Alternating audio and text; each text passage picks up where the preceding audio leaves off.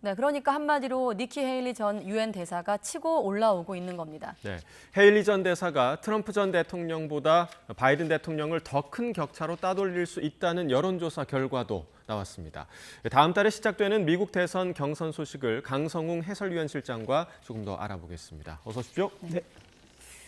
우린 내년에 총선이 있고요. 네. 미국은 대선이 있습니다. 오늘은 네. 미국 대선 얘기를 좀 해볼 텐데 내년 11월 열릴 예정인데 경선이 다음 달 시작이 되는 건가요? 그렇습니다.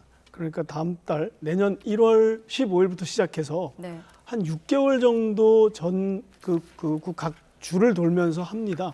그러니까 이미 이제 다음 달이면 미국 대선 레이스가 시작이 되는 겁니다. 1월 15일 날 아이오와주 북동부 중간이면서 북쪽에 있는 중북부에 있는 주인데요. 여기는 선거인단이 6석밖에 안 됩니다. 538석 중에 6석이니까 굉장히 작은데 가장 먼저 한다는 게 뭐 아시다시피 의미가 있는데 예. 여기서 이제 어떤 그 지금까지 드러난 후보들이 풍향계를 알 수 있는 그런 경선이 되겠습니다. 이게 이제 1월 15일 날 열리면 계속해서 이제 6월 달, 7월 달까지 열립니다. 네. 시작이 된 거기 때문에 이제는 미국은 대선 경선 국면으로 접어들었다 이렇게 볼 수가 있고요. 선거인단 538명 중에 이제 270명을 넘으면 되는데 아마도 이게 지금 민주당은 지금 바이든 대통령이 재출마하는 것으로 가닥을 잡았기 때문에 경선이 그게 오래 할 이유도 없고 예. 금방 끝날 텐데요. 이제 트럼프 전 대통령이 출마하는 공화당이 관심입니다.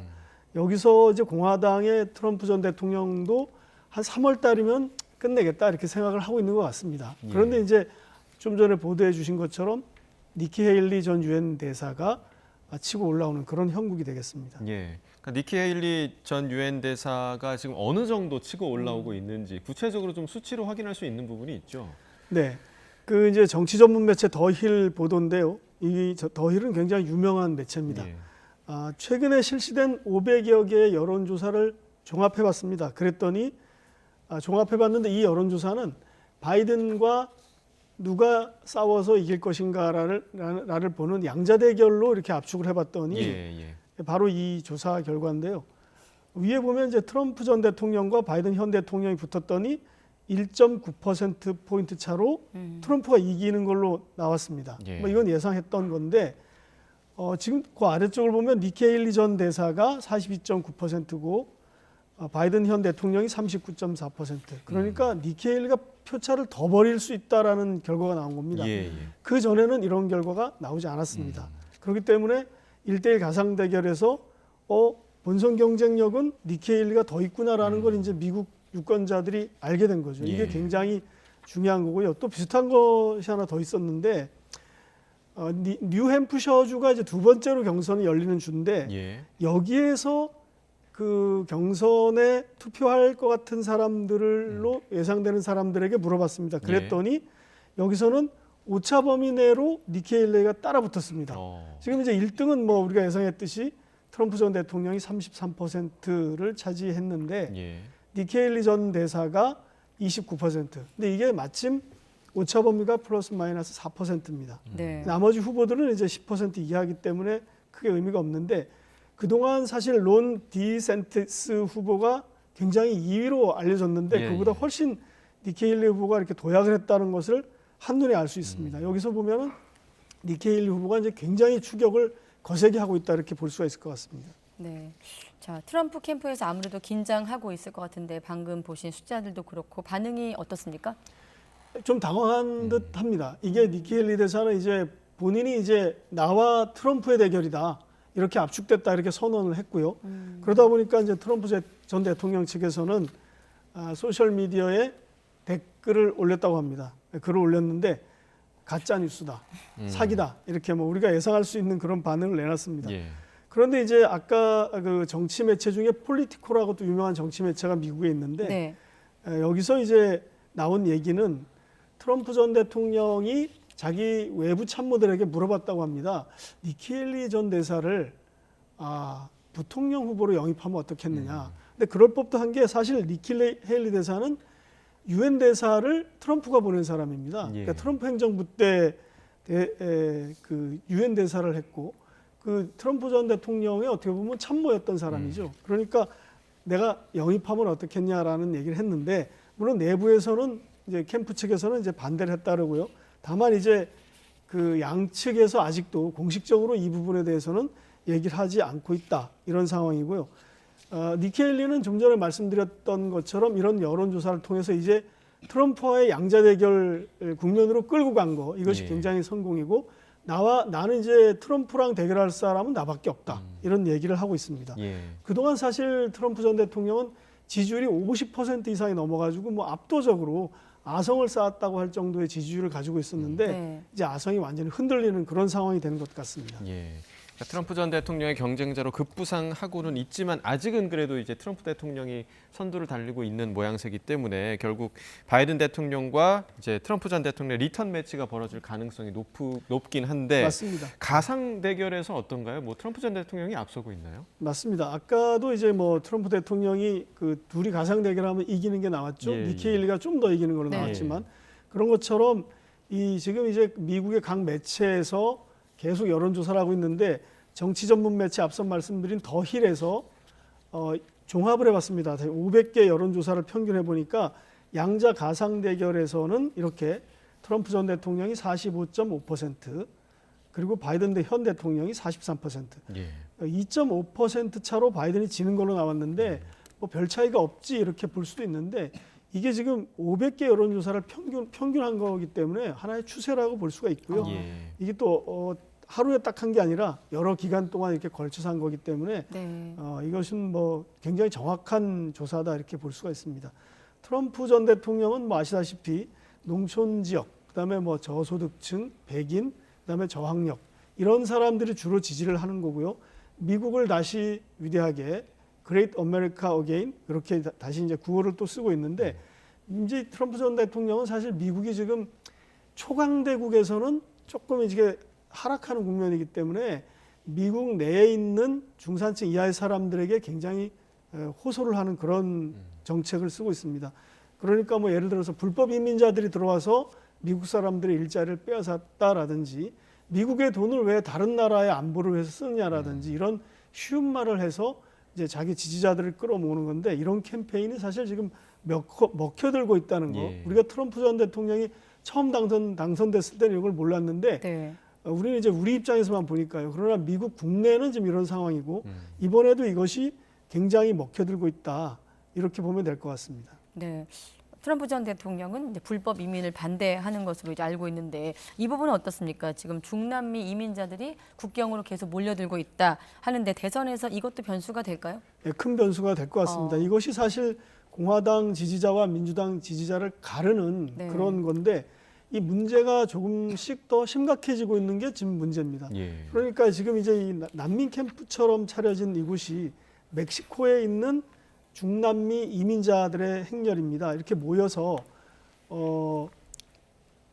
텍사스 쪽 국경으로 올라가는 겁니다. 리오그란데 강이 있는데 멕시코와 미국 본토 사이에 그쪽으로 올라가면서 행렬을 만들고 있는데 그것이 뭐 6천 명이 됐다가 지금 이제 10,000명이 됐다고 합니다. 그래서 이제 올라가면서 올라가는 그 행렬을 캐러밴이라고 합니다. 올라가면서 결국 어떻게 하냐면 미국 국내로 들어오는 겁니다. 예. 그런데 그것이 최근에 언론 보도를 보면 일주일 동안 5만 명이 왔고 그리고 하루에 10,000명 정도가 몰래 미국 영토로 들어온다는 겁니다.